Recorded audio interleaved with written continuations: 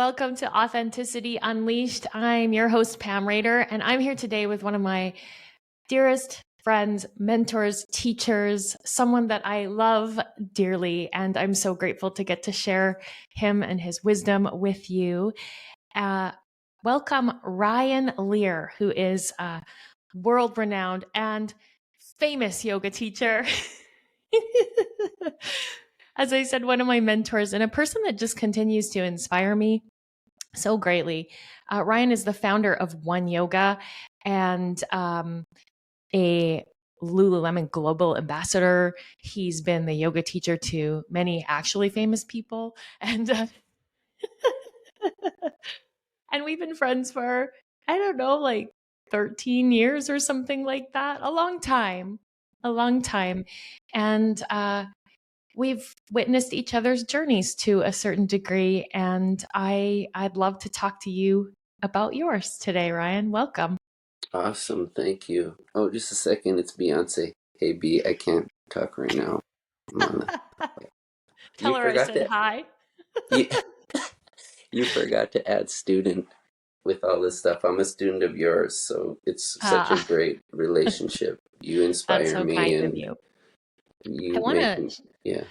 I want to share the story that I have shared when I've introduced you so many times, but I think it's so close to me because it sums up who you are, and I don't think you always recognize the power of your your teaching in the way that your way of being. And so, for those of you who don't know, many years ago, I went to my very first big yoga teacher training with one of our mutual teachers, Baron Baptiste, and I was very intimidated. I walked in and there was hundreds of people and it was hot and they were doing poses I'd never seen before, wearing really fancy outfits. And Ryan was so kind to me. You were so kind to me and really went out of your way to make me feel welcome. And I was about to leave the training because I was so intimidated. I was going to walk out the door. And there was just a moment when you came through the class and you assisted me into a wheel pose. I thought I couldn't do any more. And I started to cry. And then you whispered to me, said, for the record, Baron's being really effing brutal today. And I thought, oh my gosh, I want to be like him. I want to be somebody who lifts other people up, both literally and figuratively. And you were embodying all of the things that Baron was talking about. And in that moment, I saw the bridge and I realized if I was going to be like that in any way, if I was going to aspire to be as kind as you, I'd have to stay. And now because I stayed, Shift Power Yoga exists. Because I stayed, Shift Labs exist. Because I stayed, all of the things that I've done exist, including writing my book and all of these things. And not a day goes by when I don't say a little prayer of thank you for you and for that moment. Wow, I get the goosebumps. Thank you, Pam. I love what you've created, and to be a part of that growth and expansion and what you're bringing out to the world. Thank you. I'm honored to be inspiring to you. Can you tell everyone a little bit about your journey? I mean, you weren't always a famous yoga teacher. You were a basketball player. Tell us about your journey into yoga and how that all started. Yeah. Okay. I started off being really into hockey when I was really little.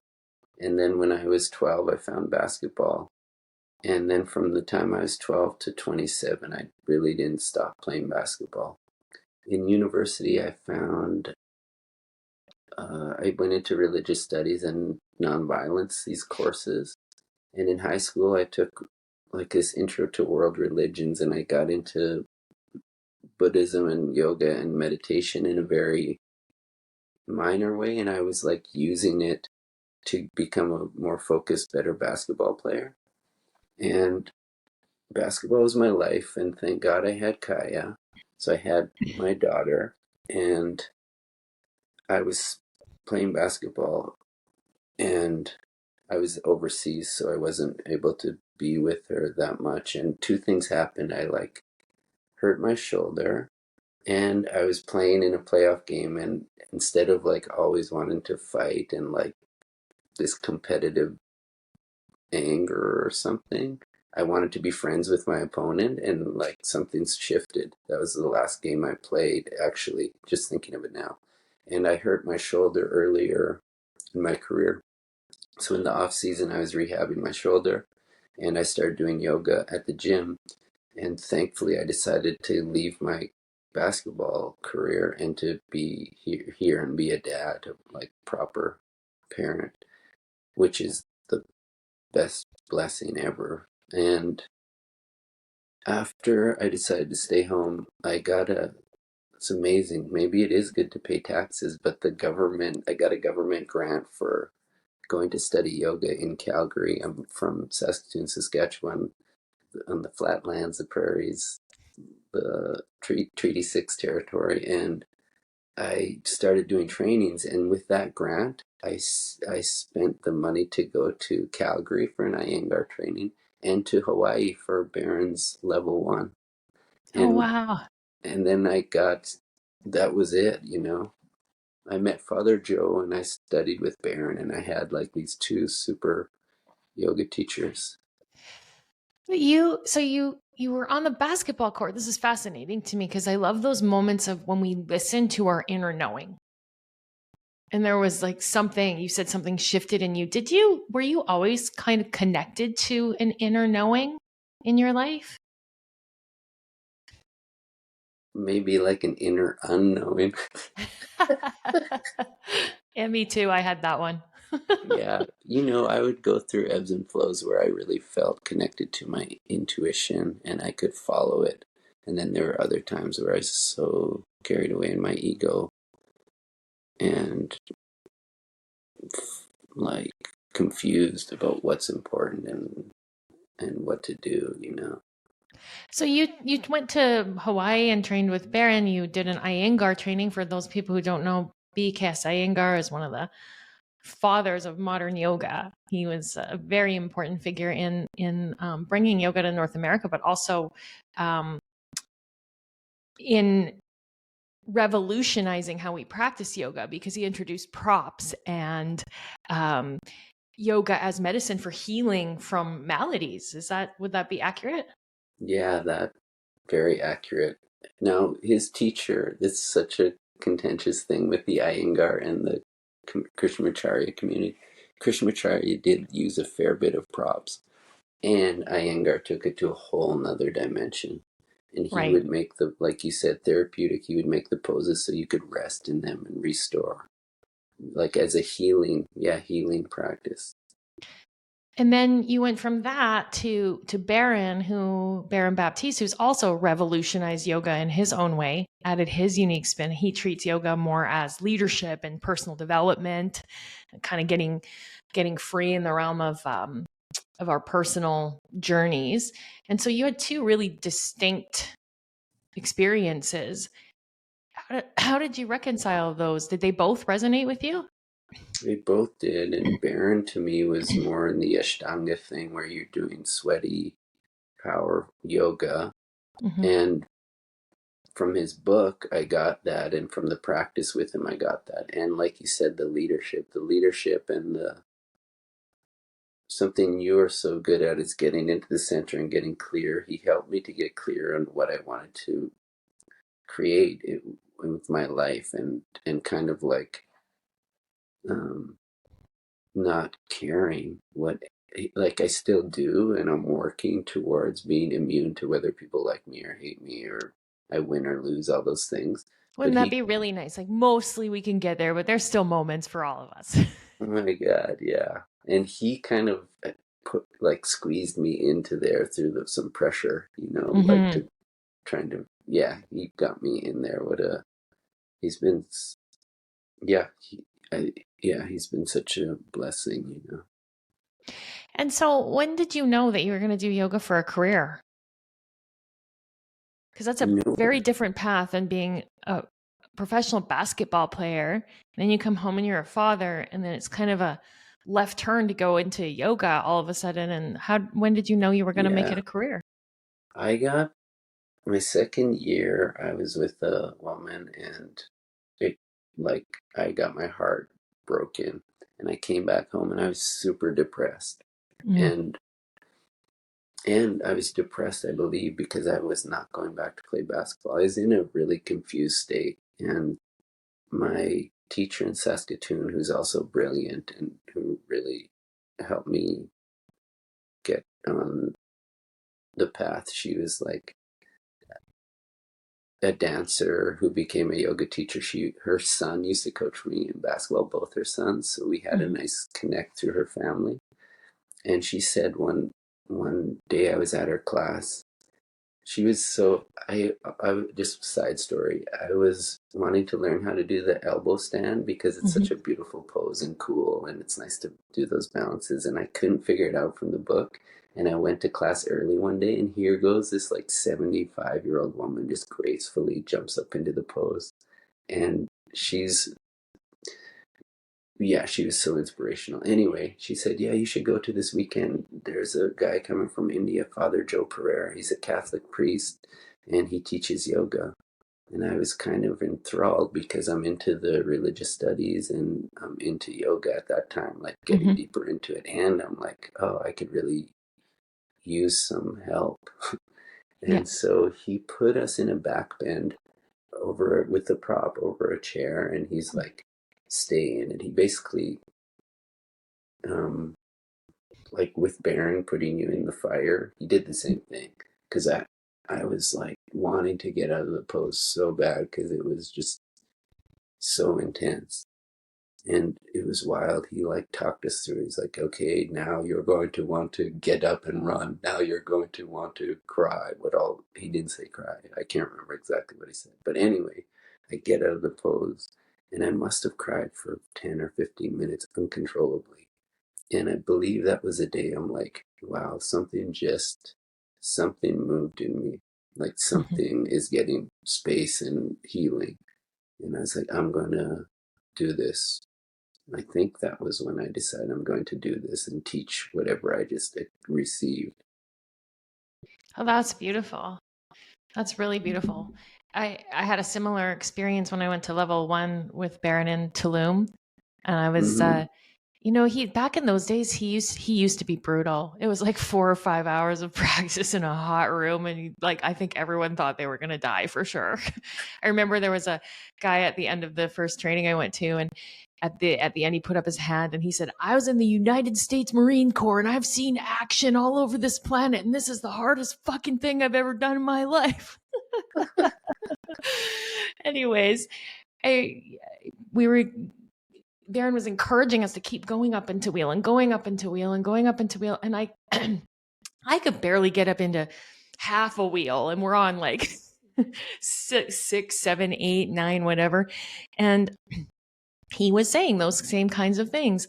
You're gonna want to get out. And this is where you can confront your inner no and see your essence and your power. And I really wanted to feel that. But there was something in me that was kind of I was afraid. I was afraid for sure. But through his words and his encouragement, and then another beautiful human, and I don't know her name, uh, but she was beside me. And this was in Mexico, and she spoke Spanish, and I was crying because I didn't think I could go up. And she squeezed my hand and she said, "Uno más, my friend, uno más." I get the And I goosebumps. just went up and we were both crying. And the same thing, something changed in me. I felt something open up and I was like, I need to share this. That's Yeah. wild. Yeah. We have a similar That, story there. I love it. yeah, So thank then you. you That's had kind of a meteoric rise into yoga teaching. People loved you right away. well, some of them did, some of them hated me. Oh, who hated you, Ryan? Um, yeah, it was fast. I feel like it had to do with in Saskatoon, I had played basketball there for years, and a lot of people knew me through that world. Hmm. And I feel like so immediately they were like, oh, he's good at basketball. This must be good or something. So I feel like that athletic side really helped. And now I want to teach backbends, by the way, next class and make people stay or ask them to stay or encourage them to stay. Yeah. And And I was teaching like power vinyasa yoga. Well, even before that, I just had Baron's book and I was trying to teach vinyasa yoga. And one girl, a good friend of mine, had lived in Seattle, and she's like, this isn't like the vinyasa yoga that I've done. It was just like super rookie. But Yeah. anyway, I was passionate about it. I gave everything I had to it. And I knew how to push myself through basketball so I could push people in yoga. Mm-hmm. And it just, yeah, it just caught on, you know. Yeah. And then you started to travel and teach. You started studios. You started doing massive events. Tell me a little bit about how all that was for you, because Yeah, this is interesting. It changes a person.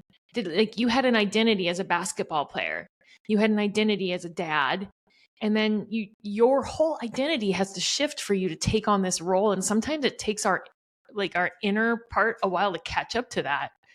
I'm curious about that.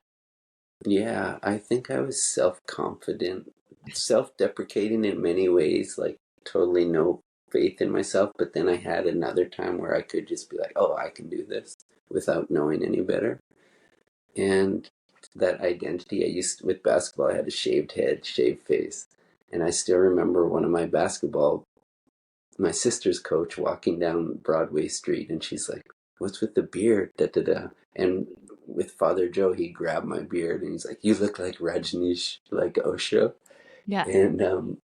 And I would have never. I'm talking about my looks right now, but I don't cut my hair or my beard, and I Yeah. would have never. I was like, I hated beards and stuff, so it just like I don't know You something. claimed the identity of like fully claimed the identity of a yoga practitioner. Yeah, and I knew the path, and I yeah, I just if I would have known what I know now, like the sacredness of it or something, I don't know if I would have been so confident to share it. I love that you just said that. I look back and it's so cringy to me. I also learned to teach out of Baron's book. I didn't know any better, and I just started teaching his sequence. And I look back, and it's on some level it's so super cringy because I didn't know anything. But on another level, I think I was almost a better teacher because I just was teaching from the heart and really enthusiastic, and it was pure. Gotcha. Yeah. Yeah, but I think that when we can look back and kind of cringe about how little we knew, it just shows how much we've grown. And we should Mm, be really happy for how much we've grown instead of embarrassed about how little we knew. yeah, I like it. I'll try to take that Yeah. get that perspective. So, like every journey, though, there's bumps on the path, there's rising and falling. Do you want to talk about that? Yeah, what's Te Pratipasavaheya Sukshmaha Sutra 210 from the Yoga Sutra? The moment you think you have it figured out, you get squashed like a bug. That's how Iyengar describes it. And the Mm-hmm. sutra usually is like get things at their seed form and uh, grow those properly and pull out the weeds like before they grow into big weeds, you know? Mm-hmm. And dealing with since I was like 7 years old, I believe when I was really little, I got super anxious often. Mm-hmm. And so I always kind of faced that in my life. And Mm-hmm. it didn't take root until high school. I got super depressed when I went from my elementary school to high school. And I was like the tiniest person there. And I got put in I'm just thinking of it now, put in a locker, like locked in a locker. It just makes me terrified. Um, Uh, so I dealt with like bullying and depression, and basketball would get me out. I could just go outside and shoot for days. And that's the only reason I could play is because I played so much. I could dribble like all day. And mhm. so basketball was freedom for me. And it's funny, Pam, I haven't thought about this.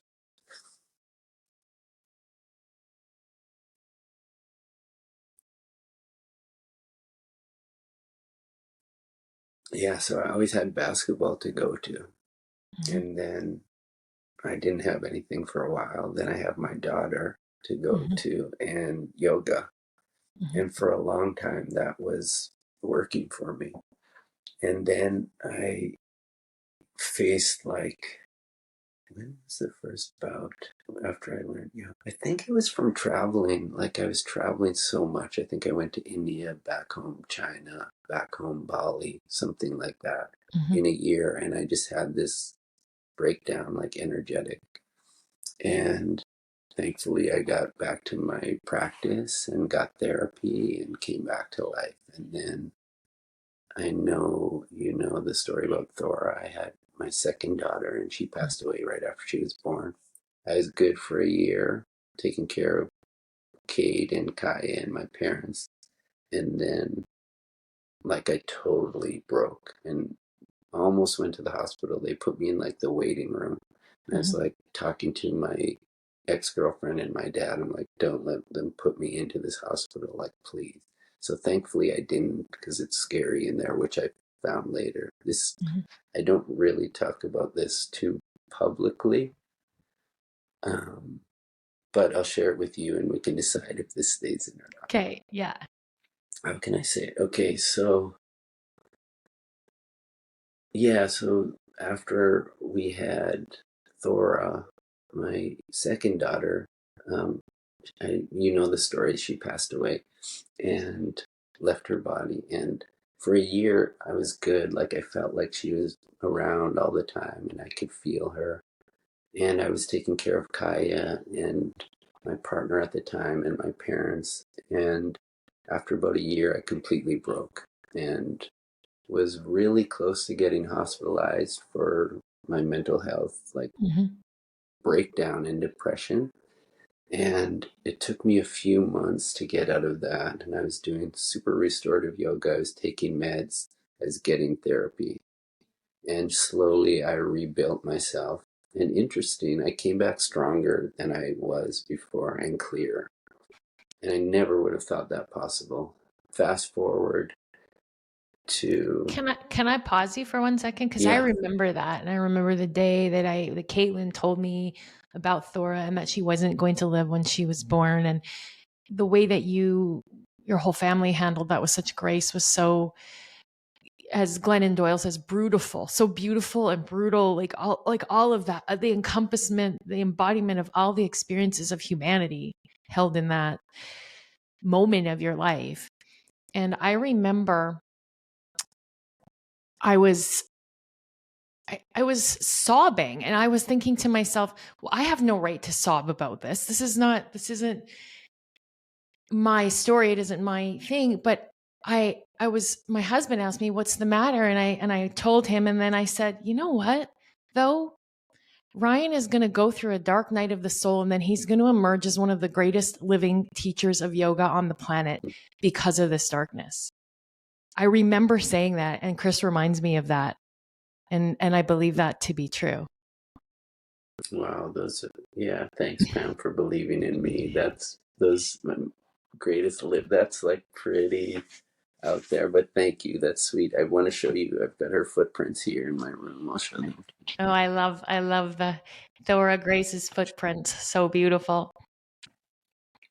Little tiny footprints. Oh, I love that.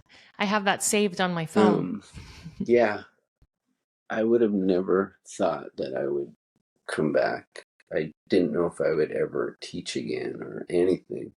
So then I'm good. Like I'm having a few years of getting a little bit caught in the worldly things, like being a businessman, trying to hang out with my celebrity people and like getting a bit carried away and kind of losing my practice. And then COVID came. Mm-hmm. And for the first while of COVID, I was like dialed in. I had time to practice. I could practice every day. I had Kai. I was back in Saskatoon. And I hadn't been there for a lot of time, so I got to hang out with Kaya. We had the most amazing 200-hour teacher train, or 100 or 200-hour, where she taught with me, and we were in the same house for a couple of weeks because I would always have her half time. And so COVID was good for a while. Then I just like, I don't remember the moment, but I all of a sudden just started to drop, and it got worse and worse, and I didn't really want to face it.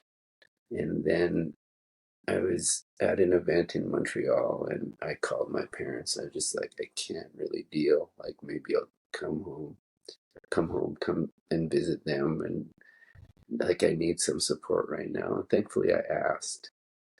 And so then I was back and forth, Saskatoon to Vernon, and eventually my parents came to Saskatoon for a few months to help me because I couldn't function. Mm-hmm. And I was taking all kinds of therapy and procedures, like for like wild things that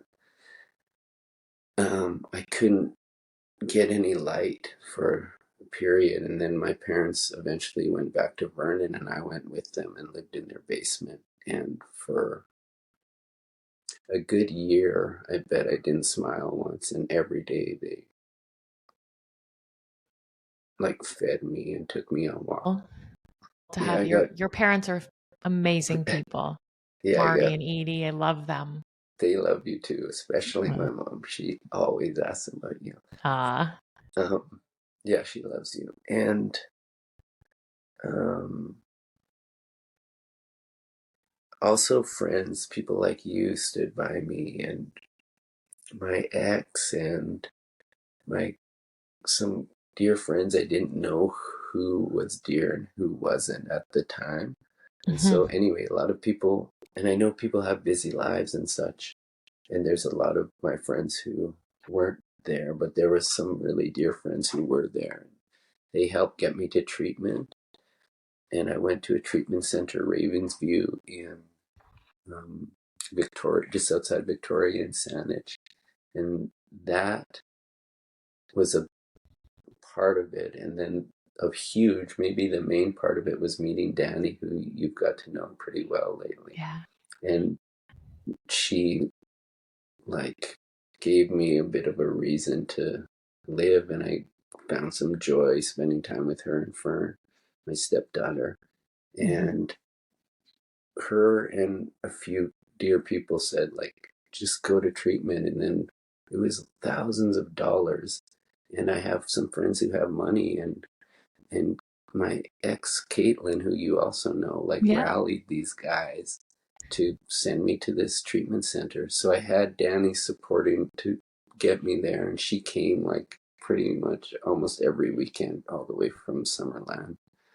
And so Kaya, having her kept me alive because I was like suicidal, but I would Mm-hmm. never, like I couldn't ever do it because I have her and I Mm-hmm. have my parents, and I never, so now I have Danny and Fern in that group, Mm-hmm. like as close people who keep me from getting super dark. And like, who knows, I'm putting in all the self-care things to prevent, like preventative medicine, with my practices, with my diet, with my medication, um, with connecting with friends. And yeah, and thanks for sticking by me. And there's another story within that where I had a lot of um, kind of like negativity in my life coming from other directions, Mm-hmm. and people like you like really stood for me and made a stand. So thank you. I'll never You know forget that. what? Fuck cancel culture. I am not for it. I'm like, give everybody, everyone, the greatest gift anyone has ever given me is a second chance. And I believe that is for each other. And first off, I think, I mean, in my eyes, there was nothing there. Anything that was coming your way negativity wise is just jealous people. There was no validity to anything. But even in the case of other people, when there's some validity to it, let's give people a chance to be better. Right? Like, why don't we just give people a chance? Like, I've got chances to be better in my life. Yeah. Now, I wanna ask you something because it's been lingering in the back of my mind as you're telling this story all the way back to being put in the locker, and then you've always found this physical outlet, but then you got this other kind of medicine, but I don't know. It's kind of like you always say, the right amount of yoga is medicine, but too much is poison. And so, when we don't have real self-worth, we get our esteem in 3 different ways. We get it from other-based esteem. When other people think I'm great, then I'm great.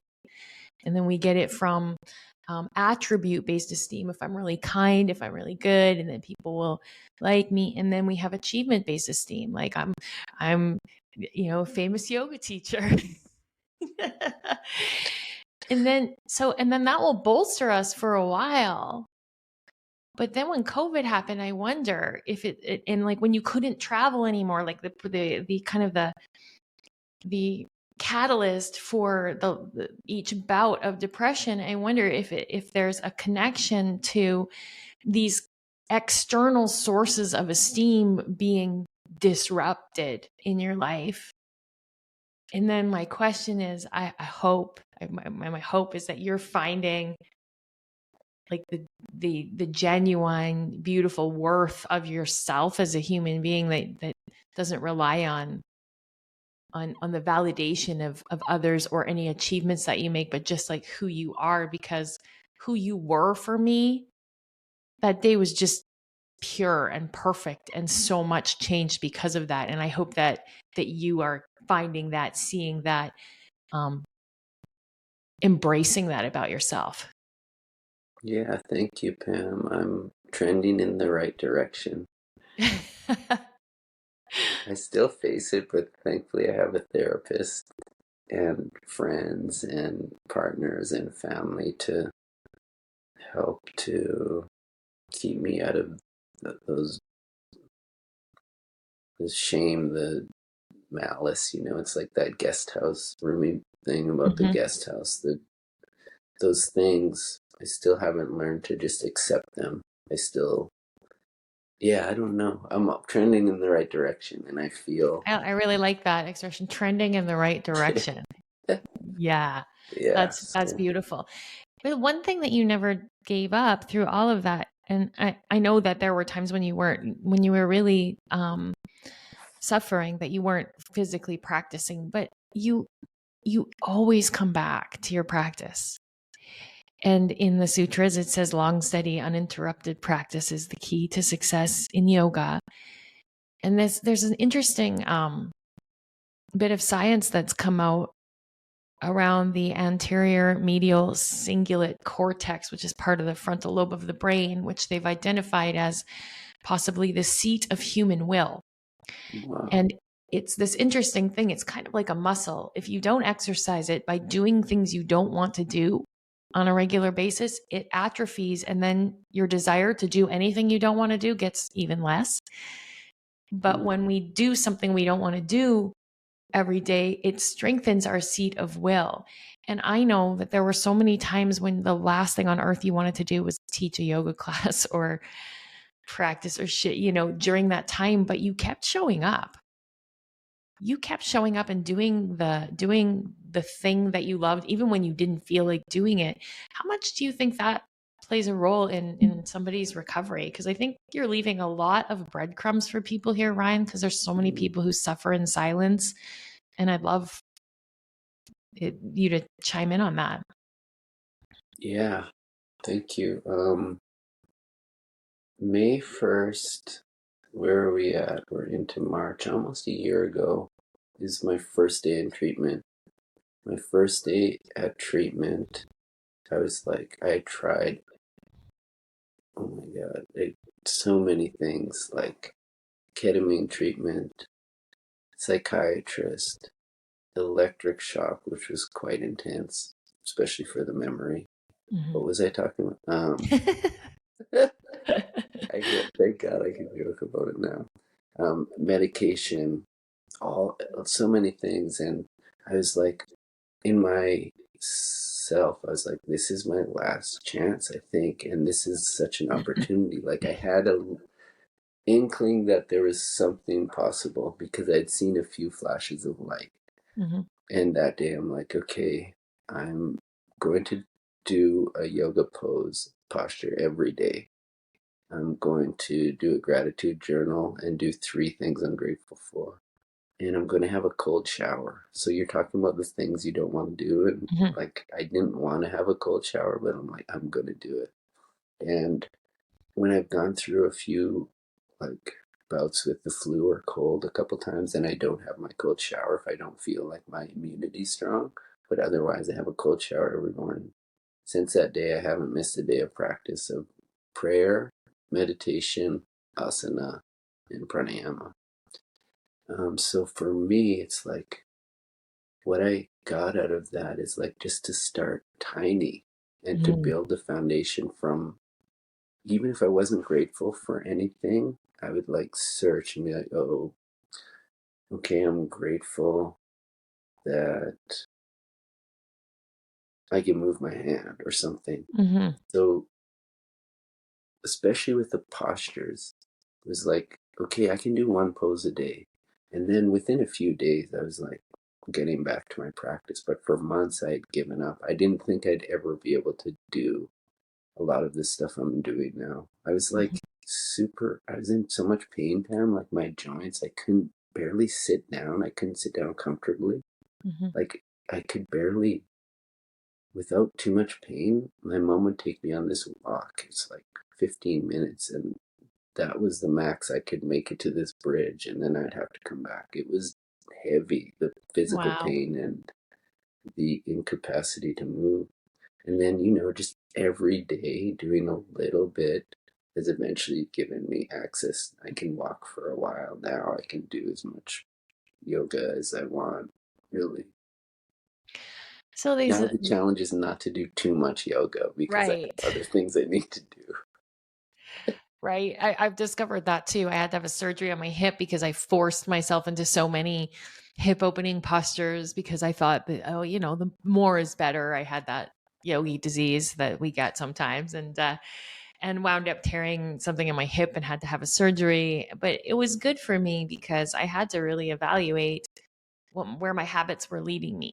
Where will these habits lead me in 5 years? And that's where I really look at everything. And I love what you said, like starting really tiny and just doing the things that we don't want to do, but doing them consistently. That's going to lead us somewhere better in the future. Word, And no one feels like doing. If we wait for motivation, it's not coming. Especially mm-hmm. if you're experiencing depression, motivation's not coming. We have to rely on the consistency of our habits to carry us forward when we don't want to do things, I think. And so it really took some sort of strength of will for you to start that. Yeah, I've been studying the sutra pretty much every day, chanting it or studying it. And the one that's stuck with me for the past few months is 120 Shraddha Viryam Smriti Samadhi Prajna Purvak Nitaresham. So people who aren't born as yogis or who don't have the capacity to be in samadhi all the time, Patanjali lays out these 4 or 5, depending how you look at it. And I won't get into the first 2 are very important, and everything comes down, according to the commentators that I've been looking at, comes down to faith Mm-hmm. and conviction. And it's not necessarily like blind faith, and that's could be what unshakable faith is, but it's also what I got is like, I have faith that if I show up, things are going to get better.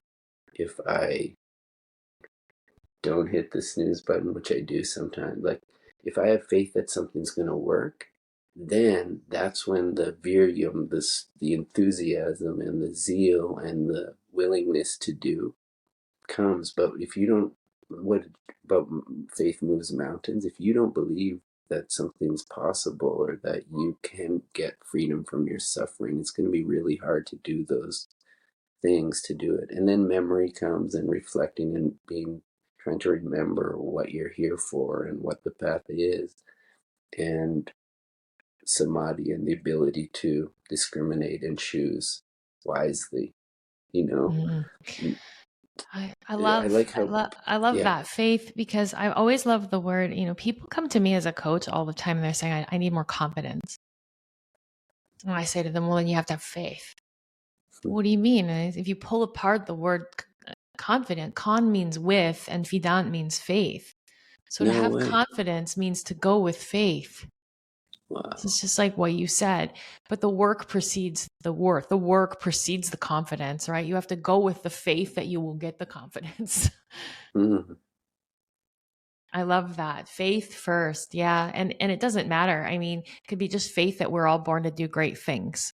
It could be faith in a higher power, faith in that you're diving into your purpose, or that what you do matters. Something to believe in that's bigger than yourself. Yeah. Yeah. Wow. I'm so grateful for you sharing all of this, Ryan. Now tell me what you're doing now. Cause okay, so I want to like shift gears because okay, everyone listening, you're not gonna believe this. I like to tell everyone that I'm friends with a famous yoga teacher, but now I really like to tell everyone that I'm friends with this famous yoga teacher because they just shut down the Las Vegas Strip for him to teach yoga on just like a few weeks ago. Oh my gosh. How does a guy get a gig like that, Ryan? Well, yeah, it's interesting. Um, I know Elvis from a past life, Okay. so um, so it's interesting. I honestly asked to be given an Elvis outfit to put on when people are in child's pose, but they wouldn't give it to me. I should have just not asked, but they say permission. Uh, Ask for forgiveness, not permission. yeah, Yeah. so I slipped. But I was going to mention earlier how grateful I am for Lululemon. Mm-hmm. They have supported me over the years through thick and thin. I Mm-hmm. went for a good year where I didn't fulfill any of my contractual obligations, and they supported me and actually took care of me rather than Mm-hmm. let me go. Like the company, the people I know there are dear to me, Mm-hmm. and I, they're not perfect, and there's a lot of work to be done, and they've helped me with my mission to get yoga to as many people as I can. And so it was an event that they did with a Run Vegas or something, Rock and Roll Vegas. So Lululemon has given me all kinds of opportunities on the larger stage to share my passion and what I love. And um, yeah, I was going to mention it when I was talking about my ups and downs, and they've really stuck by me. And some of my closest friends on the planet I work with or worked for Lululemon. I say, and I used to make fun of Lululemon before I joined the family. Like I was a yoga teacher who was anti Lululemon. Oh, I was too. When they asked, I used to be an ambassador and they asked me like several times and I was like, I'm not going to sell my soul to the corporate devil. That was me. I'm like, oh, get off your high horse, Pam. Jeez. Like I just look back and I'm like, shut up, Pam, because they were great to me. How they got me was they said, we'll help support your causes in the community. And I, of course, started the Lit From Within Foundation where we fund yoga and meditation into mental health trauma and addiction facilities all through the Okanagan.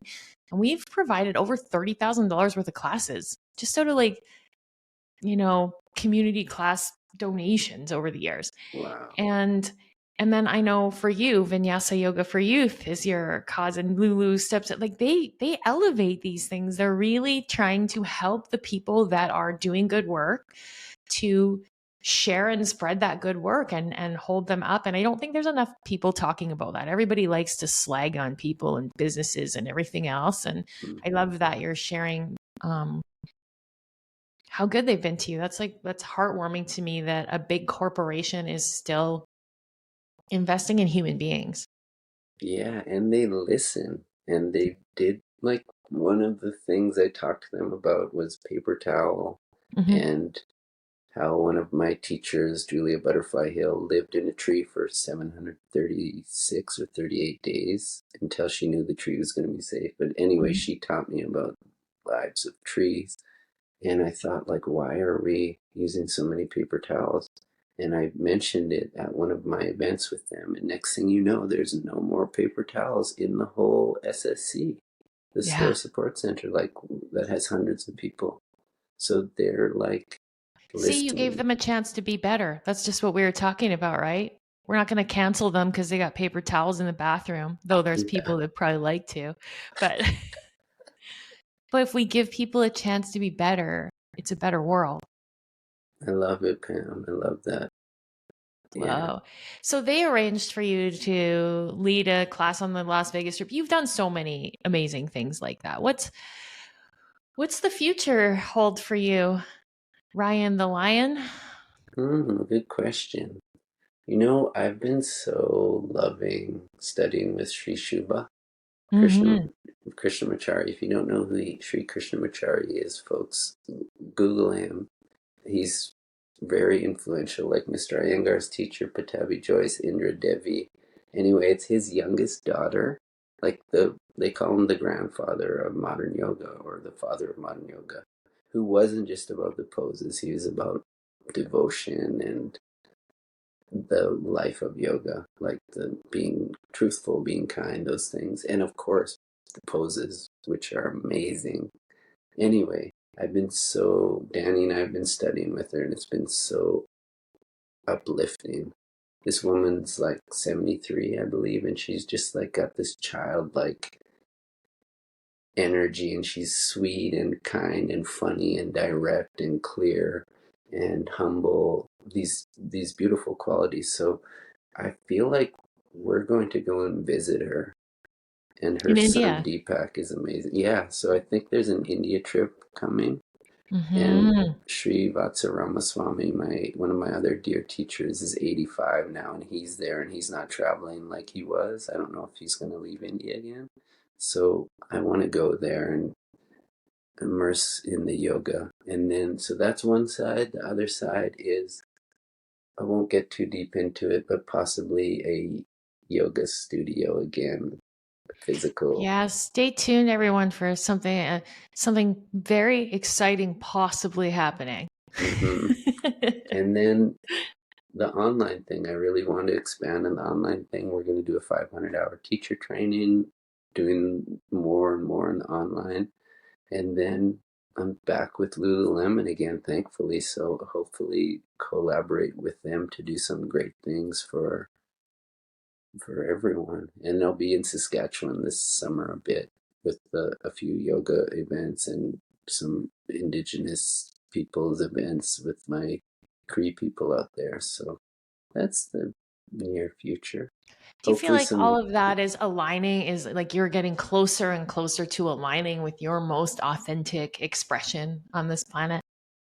yeah, I feel like I'm getting closer and more like what what I love about you is your authenticness and your realness, and that's what I'm starting to dig into, or like, yeah, I'm going trending in that direction too. Trending in that direction. Me too. Well, I want what I want people to get from this, because this podcast is about living our most authentic lives. But one thing that you're going to hear from, like, as a thread, is to live authentically is not easy.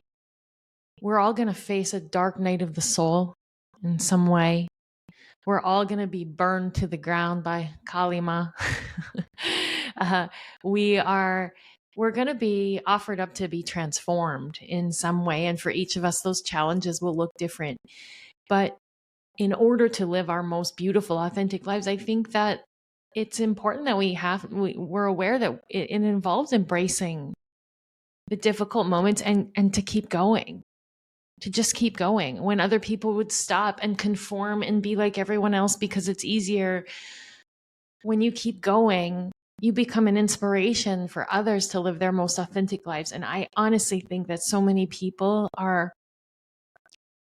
they're dying, literally dying, because they're not able to tap into what matters most to them and share that with the world. And so you are just such a beautiful example of someone who just keeps going and keeps sharing and keeps showing up for others with what is most important to you in the world, which is this beautiful practice of yoga.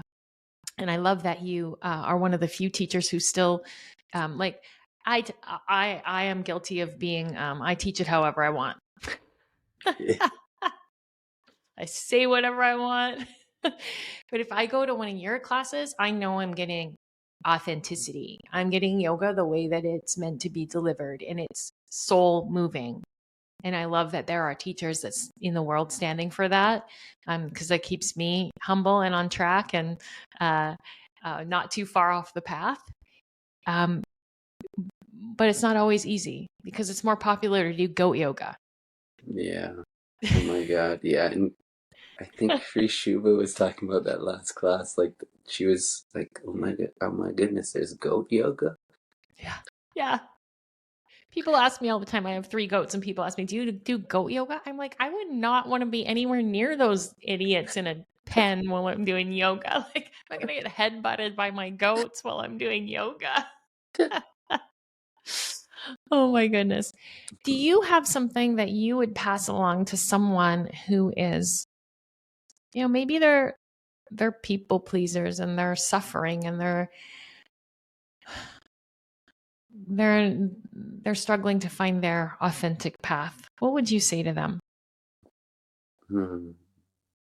It's interesting. As you were speaking to that, I was trying to listen. I'm trying to not think before you finish a question or a comment. And what came to me with truth is like T, capital T, capital I.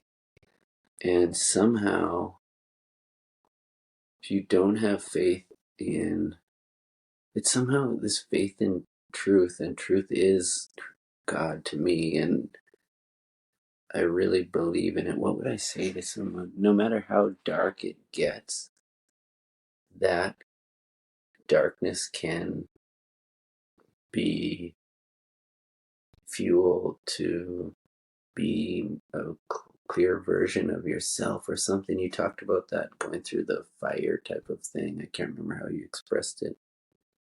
What would I say to people? I'd say like the power of the universe is in you. You have everything you need. And Do you think it's just a remembering of I that at think times? so. It's Because to fun. me, Yeah. remembering is faith, right? It's like remembering that I am a spark of divinity. Mm-hmm. It's Yeah. remembering that God is in me, in Word. you.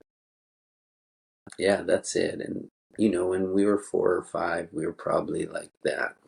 Probably didn't care if people saw us dance or heard us sing or our artwork. I still get insecure about my artwork, but I can sing and dance now.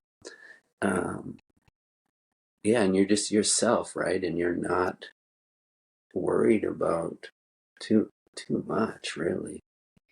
Our teacher Baron, he described so one of the yamas, the restraints in yoga, brahmacharya, which is typically thought about as in terms of celibacy. But I love Baron's. He always has the coolest definitions for things. He thinks so deeply about stuff, and it blows my mind. He says brahmacharya, when you break up the words, the base of it, Brahma is God, and Charya is truth, and so it means moving towards. And so it's moving towards God or truth. So this containment of our vital energy, this containment and coming closer and closer to truth is really, I think, what we're supposed to be doing. I hope. Yeah, thankfully there's some people doing it. Yeah. Yeah. Seek the truth and speak the truth. Those are my 2 mantras, and it's they guide me everywhere. Seek the truth. I make no assumptions. I try to drop expectations, and I seek the truth. I get curious about everything. And then speak the truth as I know it from my heart right now, and knowing also that my truth could change because there's my truth and your truth and then the truth. Word. So, Yeah. oh, Yeah. my friend, I'm so grateful. So I grateful to have you here. Thank you for sharing your wisdom. Thank you for being the beautiful human being that you are. I love you dearly, and I'm so grateful and blessed to be a witness on your path. And I feel so honored to get to share you, my famous yoga teacher, with the world. You're the best, Pam. I love you too. And we must be mirrors because you inspire me and you give me a bit of a path. Like I just feel like, oh yeah, Pam's like herself. And yeah, you make me clearer and you make me more authentic and real. So thank you for Aw, showing me that way and holding space for me to be me. thanks, Ryan. That's it for our episode with Ryan Leier. Leave your comments, rate the show. You can find Ryan. Look up Ryan Leier on Google. It's Leier. Ryan the Lion. You can check out One Yoga. You can check him out through Lululemon. There's so many videos, so much education online. You really want to get into all the things that Ryan has to teach. It's going to make your life better. That's it. Stay unleashed. That's it.